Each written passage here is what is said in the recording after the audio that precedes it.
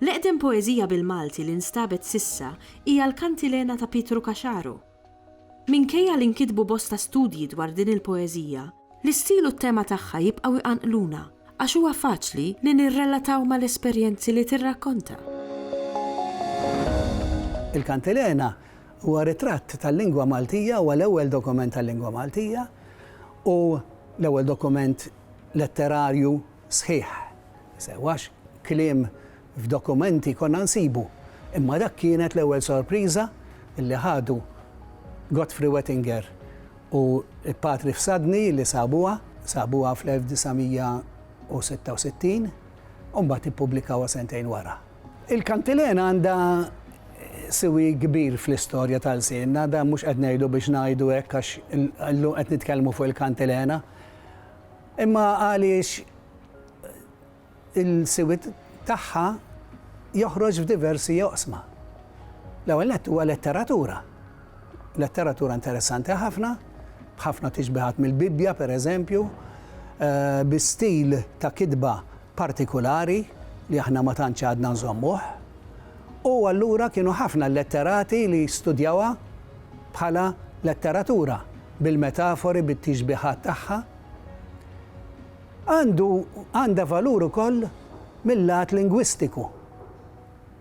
Għaliex naturalment din hija poeżija madwar l-1450, qed ngħidu meta f'Malta kien għad baqa' kważi 100 sena biex jidhru l-kavallieri, 80 sena biex jidhru l-kavallieri.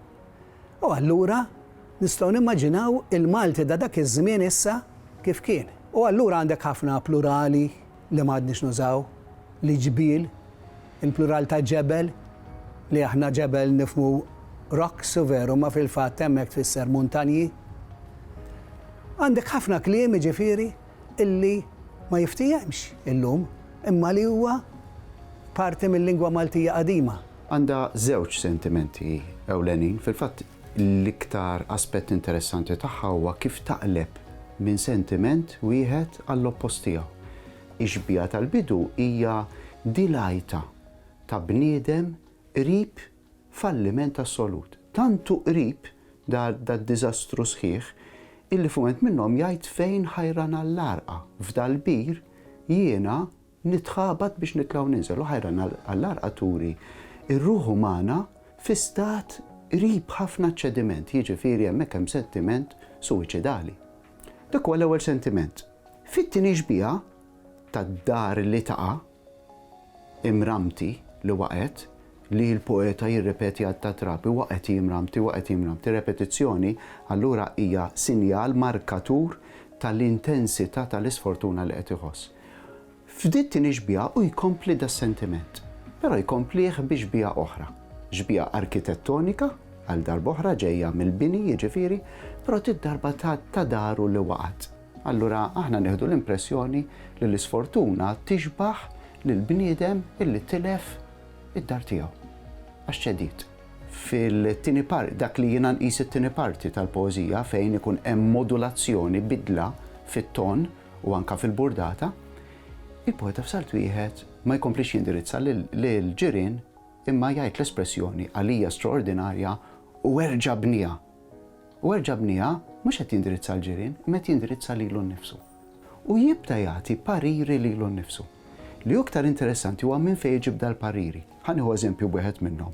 Jgħid lilu nnifsu, inti ma tafx illi l-imkien, il-postijiet imkien għal kull xiber sura.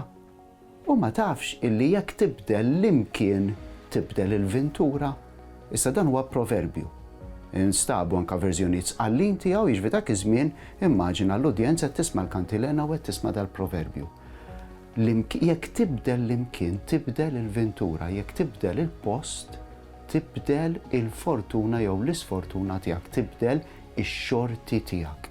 U allura il-poeta qed jirrabja miegħu nnifsu, jgħajjat miegħu nnifsu għax it-ton huwa esklamatorju u huwa qajta u qed isejjaħ lilu nnifsu biex iqum mill-isfortuna u jibda jibni mill-ġdid f'post ġdid. Ovvjament, tibni mill-ġdid f'post ġdid f'dal-kuntest ifisser sib relazzjoni ġdida. Allura il-kantilena hija din il-modulazzjoni bejn il-waqa fl-isfortuna ta' bniedem li qed għadu qed jitħassar lilu nnifsu u l-istess bniedem li dik l-isfortuna sal-aħħar tal-poeżija jisfida.